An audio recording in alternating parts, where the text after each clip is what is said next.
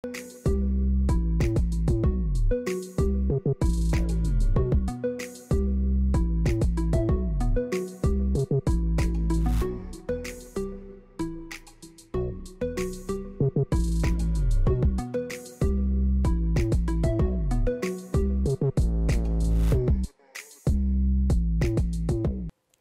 Wednesday, January 30. Here's what's making the news today. During his weekly Facebook Live, Prime Minister Moses Nagamutu said it is expected that the Chief Justice will rule on January 31 on a number of cases that are before the court. The Prime Minister is assuring the nation that regardless of the ruling, the work of the government continues and peace would be maintained. More in this report. Nothing happens tomorrow that will disturb the peace. Nothing will happen tomorrow that will disturb the work of government and the maintenance of law and order. After the December 21 vote, the Parliament had deemed that the motion was carried, and the Speaker explained that he has doubts as to the requirements under the Constitution, Prime Minister noted. In these circumstances, Prime Minister Nagamutu stated either side, the government or the opposition, would use every opportunity to take this matter further down the road to ensure justice is done completely and fully. This is an unprecedented development for Guyana, to have a vote of no confidence filed in the National Assembly, and on a slender one-seat majority, the Parliament had deemed that the motion was carried, and the Speaker had said that he had doubts whether that was the requirement under the Constitution, what is called the need for an absolute majority. Therefore, we expect to see that the government will continue in office, will continue to discharge its functions. The leader of the opposition agreed with the president that the government remains in place, and that 100%, he said, and Parliament is open, and the work of the state continues. For InfoHub, Rebecca Ganesh. Opposition members of Parliament were again a no-show as the Parliamentary Management Committee met today to address security issues in and around the Parliament building. Again, the opposition didn't turn up, and I consider the excuses that they have given are very flimsy excuses why they are not here, because this meeting, for the second time, we are coming here, very high-level delegation from the government, to deal with the issue of the security of the Parliament. The issue of security in and around the public buildings was placed on the front burner following claims that heavily armed persons associated with the opposition were on the premises during the consideration of the no-confidence motion vote on December 21, 2018. We are very disappointed that the opposition had chosen on the second consecutive occasion to stay away and not to recognize the importance of the issue that we have all decided we must put on the agenda. And so I believe that the Parliament will have to, leadership of the Parliament will have to take such action as it deems necessary to protect the security, to secure the Parliament and to protect its integrity. The government's team comprises of Prime Minister Moses Nagamutu, Minister of State Joseph Harmon, Minister of Natural Resources Raphael Trotman, Minister of Legal Affairs Basil Williams, and Minister of Social Protection and Government's Chief Whip Amna Ali. For InfoHub, Rebecca Ganesh.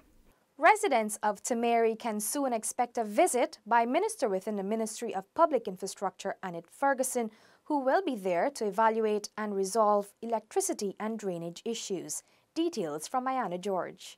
The residents of Temeri on Wednesday met with Minister within the Ministry of Public Infrastructure Annette Ferguson to highlight infrastructural issues within the community. In response to the residents' request, Minister Ferguson said she will be visiting Temeri to conduct an evaluation in order to have the issues resolved. So what I have done is that I have given a commitment that the main issues like electricity and the drainage, right, we will try to have those addressed immediately, because, you know, especially where drainage is concerned, now that we have the weather on us, good weather, we have to ensure that what needs to get done be done now.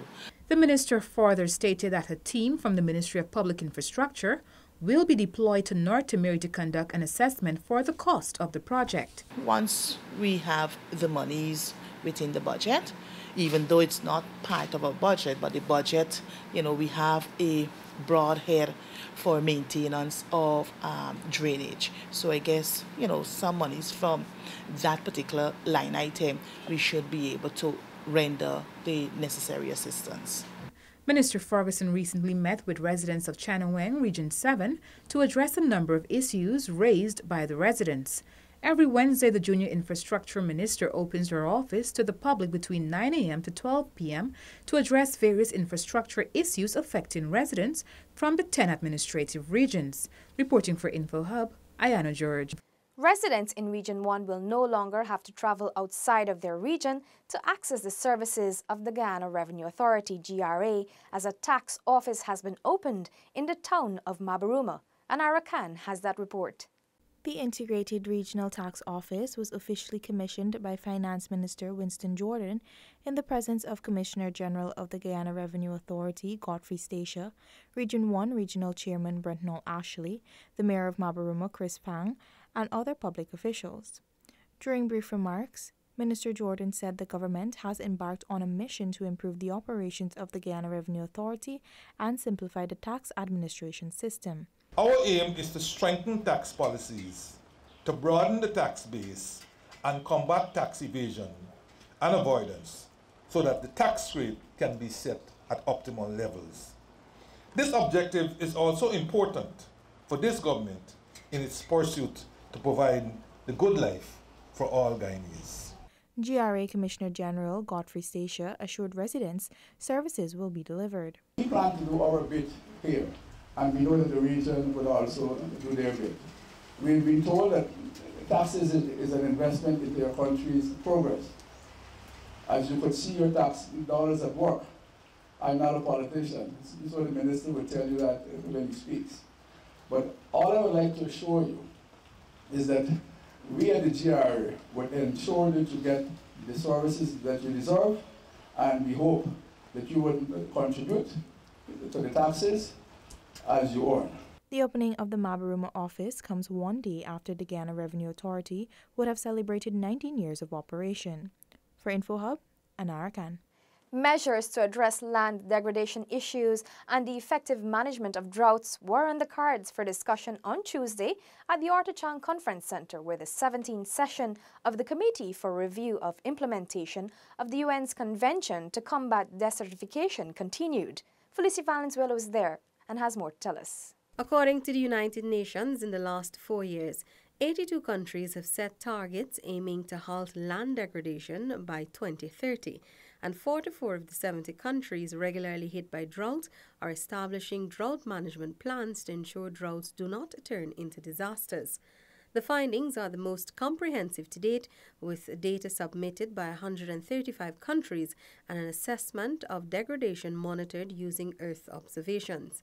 The 17th session of the Committee for the Review of the Implementation of UN's Convention to Combat Desertification, CRIC 17, currently taking place in Guyana, has reviewed the reports with recommendations on further actions to be tabled at the 14th session of the Conference of the Parties to the UN Convention to Combat Desertification, to be held in October this year in New Delhi, India. Monique Barbot, Executive Secretary of the Convention, noted that momentum on the issue has picked up. De cette convention, je suis connue comme celle qui apporte la pluie. En effet, partout où je vais, il pleut. Et vous pouvez constater aujourd'hui que c'est une constante. Ms. Barbot also described as good news the findings of reports that state in all regions, rural populations now have more access to safe drinking water. Poverty has declined by 27% overall. Day 2 of the conference saw the Global Environmental Facility taking the lead on discussions on land degradation. It also outlined its support for countries. Land degradation allocation in GEF7 has increased to 475 million, and Here on this slide, they are listed the main activities that come under this broad objective of land degradation neutrality support, which are like eligible fields of work: agriculture and rangeland systems, sustainable forest management, forest landscape restoration, integrated landscapes and resilience, and creating the enabling environments. Least developed countries were also set apart for financial support. All LDCs, least developed countries, and SIDS have now a minimum allocation of 1 million in their start. It has increased. We have increased the floor from 0.5 million to 1 in JEF7 to really make sure that each country has a significant amount to program. Reporting for InfoHub, Felicia Valenzuela. Still to come, Lusignan 11 remembered and Minister Brooms recognized for her support to small miners. This and more when we return. Stay with us. The future of Guyana has never looked better. Our nation is on the cusp of a development program like never seen before. While Guyana is now emerging as an energy giant through the discovery of massive reserves of oil and natural gas, it is your government's intention that the huge benefits emerging from this will go where it matters most, to you, the people of this beloved country. There is a surge of confidence in the way Guyana is governed once again, and the level of investor interest is unprecedented. Guyana is poised to become the breadbasket of the region, and the pace at which this nation will grow through prudent fiscal management will be nothing short of impressive. But more than anything else will be the way every Guyanese, regardless of color, class, or creed, becomes a part of this historic period of national transformation, sharing in the wealth and well-being of it all as one Guyana. Welcome back. Minister of Communities Ronald Bulkan last Saturday said Guyanese must focus on building respectful relationships across ethnic lines and value each other's lives. Here's that report. The minister was addressing guests and residents of Lusignan Village, East Coast Demerara, on the 11th death anniversary of the Lusignan massacre. According to Minister Bulkan, Guyanese must also focus on ways through which they can heal from the wounds of the past. Ladies and gentlemen, we should focus on ways how we can all heal from the wounds of the past. We must focus on building mutually respectful relationships across racial and ethnic lines that honor and values each other's humanity. We must focus on building trusting intergenerational and diverse community relationships that better reflect our common humanity. The minister said, even with its diversity, Guyana is a land of one people. He said, when there is unity, a country is better able to guard against evils such as the Lusignan massacre. Real development that is equitable and sustainable, can only be achieved in a cohesive environment. Positive social relationships are the bond or glue that will bind us together as Guyanese. According to Minister Bulkan, the government's policies and programs are geared at promoting inclusivity. He said the administration has boosted and will continue to strengthen the capacity of the Guyana Police Force to make communities safer. On the morning of January 26, 2008, the nation woke to the dreaded news of the murder of 11 persons, including 5 children, in the closely knitted community. Ruplal Sicharan, Shazad Mohammed, Ron Thomas, Vanessa Thomas, Danaraji Sicharan, Salim Baksh, Rewati Ram Singh, Clarence Thomas, Sigobin Hirilal, Sigopal Hirilal, Mohandan Gurdat were slain by bandits who were later tried for the crime. For InfoHub, Anara Khan. Did you know that the Chadijagan International Airport, CGIA's runway, which stretches about 3,360 meters, is now the second longest in the region? Felicia Valenzuela has more to tell us. Minister of Public Infrastructure David Patterson took the media on a tour of the CGIA expansion project to get a first-hand look at works done thus far. The minister was especially proud of the extended runway. So therefore, you have this here plus when you go on the other side, is actually like a kilometer of additional kilometer of runway. The entire runway will be completed by March 31st. Because the jets will start off from here, so therefore, so you know that the air comes out. So it's going to be covered over, so not dust come, but it's just be called a blast pad area. So the extension is 1090 meters, but the runway, when it's completed, is 11,024 feet, which is the second longest.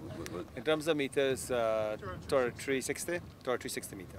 Mr. Gear explains that the extension of the runway was outfitted to reach international standards. The depth of it is much more than the existing apron. And where the apron is located and where the tail of the aircraft end up, it has to be a certain distance away from the taxiway and the main runway. So those were the considerations that we had to take into account when building out this area. The runway is being extended by China Harbour Engineering Company. The airport was first established in 1941 and in 2001 it became a corporation. Reporting for InfoHub, Felicia Valenzuela. Minister within the Ministry of Natural Resources, Simona Brooms, was on Tuesday honored by the National Mining Syndicates for the role she has played in ensuring small miners have a more substantial stake in the mining sector. Details from Anara Khan. In her address at the event hosted at Hermiston Lodge, Secretary of the Mining Syndicates, Nazida Stevens, described Minister Brooms as a champion who opened the mining industry for young women. Speaking as one of the youngest miners in Guyana, you have opened up the industry for people like me. You brought recognition to the smaller miners and you challenged us to raise our levels and our standards of operating, our standards of being human within the industry and within Guyana.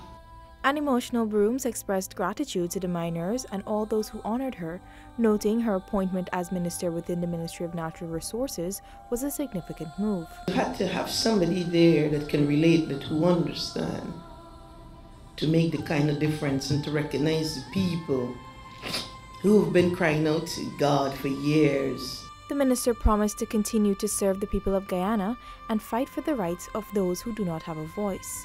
A miner and businesswoman by profession, Minister Brooms was reassigned as minister in the Ministry of Natural Resources with effect from January 2016, where her primary responsibility is to provide oversight for the maintenance of best practices in the mining sector. The event also was attended by President of the National Mining Syndicates, Cheryl Williams, and other members of the body, Assistant Commissioner of Police, Maxine Graham, Director General of the Maritime Administration, Claudette Rogers, religious leaders and residents of Parika, Sophia, and Anns Grove. For InfoHub, Anara Khan. Before we leave, we remind you that tomorrow, January 31, Chief Justice Roxanne George will be handing down her ruling on the December 21 vote. Should the Chief Justice's ruling uphold the passage of the vote, this will have a bearing on the date for hosting of national and regional elections. Among these implications are GCOM's readiness, house-to-house registration, the naming of a date for elections by President David Granger, and the dissolution of the National Assembly. Please join us tomorrow on all platforms for extensive coverage. That's all for this evening. Connect with us on WhatsApp, like and subscribe to our Facebook page for notifications. You can also follow us on Instagram for updates and visit our website at dpi.gov.gy. Your bridge and weather reports are up next. Goodbye.